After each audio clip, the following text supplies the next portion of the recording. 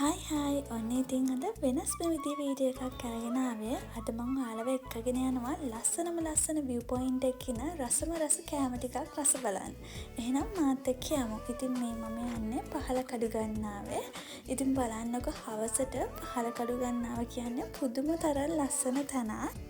ඔන්න ඉතින් අපේ කඩේ ගාවටම ආවා. මම ඇතුළට ගිහිල්ලා view එක පෙන්නන්නම් ඔයාලට. දැන් හවස 5:00 වගේ ඇති. මෙන්න මේ වෙලාවට තමයි මේ view එක මාරම ලස්සන. මොකද ඉර බහගෙන යනවා. මම ඔයාලට වීඩියෝ ක්ලිප් ටිකක් දාන්නම් බලන්නකෝ. මාරම ලස්සනයි. ශ්වේත සබේරට නුඹේ පාළු මකාලා කෑම ටික ගේනකම් ඔහේ කියව උඩ බලාගෙන ඉන්න මම තමයි මේ ඉන්නේ. හරි.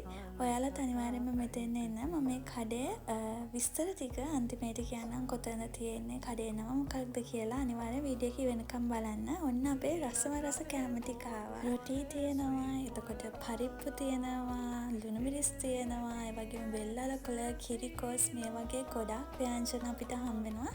රොටි එක ගන්න, ඒ වගේම වැව් මාළු හොද්දක් තියෙනවා. ඉතින් මේ ටික මාරම රසයි. ඉතින් ඔයාලා ඇවිල්ලාම කාලා බලන්න. ඉතින් මේ වෙලාවට තමයි තවත් ලස්සන මෙතන. දැන් වෙලාව හවස 6:00 වගේ ඇති. බලන්නකො කොහොමද ලස්සන කියලා.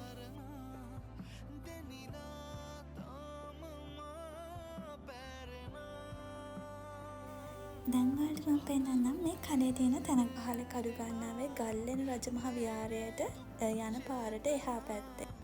කඩේ නම තමයි මම ඔයාලට පෙන්නන්න අදීශා view hotel. ඉතින් මේ වගේ ලස්සන view එකක ඉඳගෙන රසම රස කෑම ටිකක් කාලා යන්න. ඔයාලත් ඇවිල්ලා බලන්න. ඉතින් මේ වගේ ලස්සන වීඩියෝ එකක් අරගෙන ආයෙත් එන්නම්. බයි බයි.